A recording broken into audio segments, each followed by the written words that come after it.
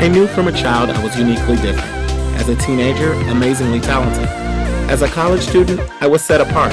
And now, as a man, I strive daily to be a person of impact. No matter how hard I tried to fit in, I finally realized that I never will, and that's okay. I'm finally getting to tell my stories of what make me the differently created black boy man.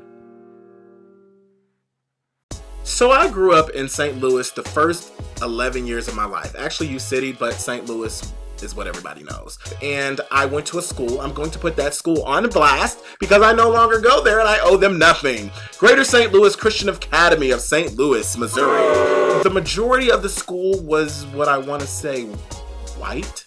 Yeah, there were about 2% black people in the school. And in my classroom, we had about 5 black people out of 30. Yeah, 5 out of 30 black kids. That was a high ratio for the kindergarten class. Trust me, like we was about it. Wakanda. We were the minority. I felt like I always was picked on because I was that black kid. If I had a middle name, it would have been that black kid over there did that. But I mean, that was how it was. I found myself in many interesting situations where I was blamed for stuff that I wasn't usually doing. I don't want to say that Greater St. Louis Christian Academy was prejudice, but they were prejudiced. I was always in trouble for something that was very minute at the time, but I think you could take into consideration that I was 5 years old and I really didn't know any better. Dares were the ultimate of the ultimate. I actually had a dare that was presented to me at lunchtime. I was sitting at the lunch table and one of the kids looks across to me and says, "David, I dare you to take that goldfish, stick it up your nose, and eat it." And I sat there and I contemplated for a while. I said, on one hand, I could be this really cool kid, and then I would be the more popular David in the class. As he was the white David, I was the black David. Since I was the black David, I wanted to be the cool David, but the other David was always going to be popular because he was the majority of what people saw at the school anyway. So I was never going to be cool, even if I did take this dare, but I did take the dare.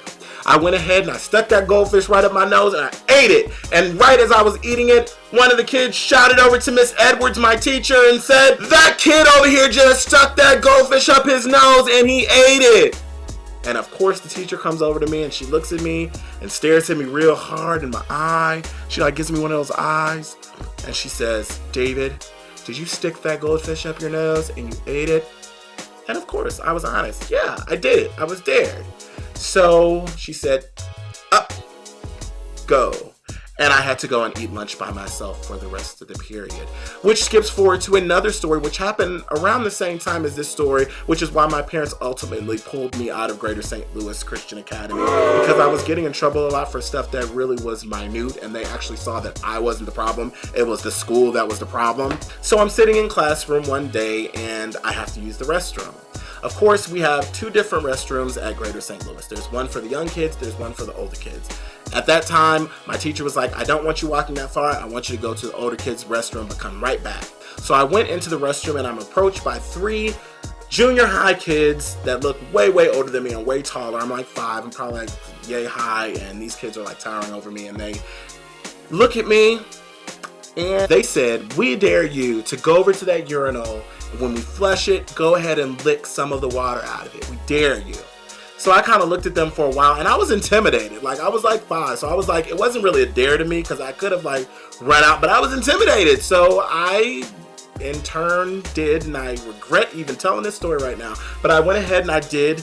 I don't think I didn't lap up the water like a dog or anything. I just like put a tip of my tongue and like licked the urinal, and I did it. And after I licked the urinal, they went and they ran and they told one of the teachers.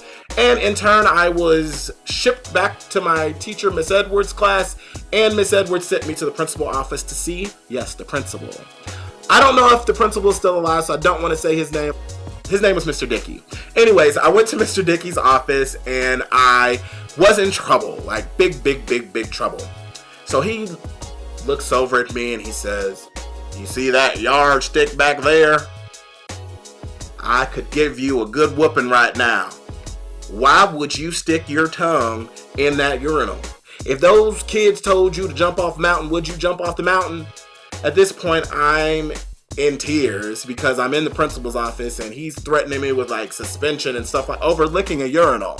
So it was just a whole bunch of crap.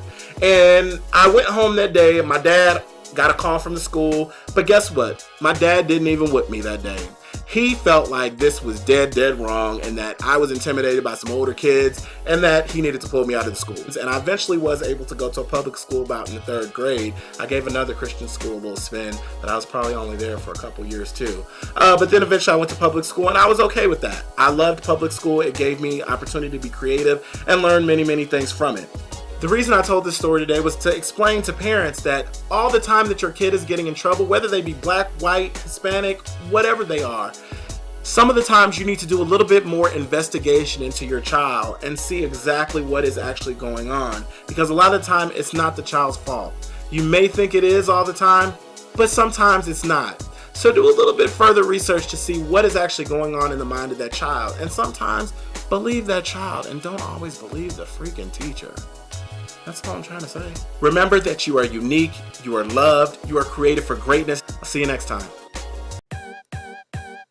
Wait, hold up 1 minute. Before you go anywhere, I want to thank you for joining me for another episode of the Differently Created Black Boy Man. You can catch brand new episodes of this show every single odd number Monday of the month. I really don't know why I did it that way. I guess I'm just differently created. Let's go with that. Also, if you haven't done so already, please go ahead and click that subscribe button down there right below. My Deluxe Day Edition channel is still around, so you can check out old episodes that I used to do like 10 years ago, but this is my brand new channel, so click on that subscribe button so that you can know the new episodes that I post to this channel. Thanks again for watching. Bye.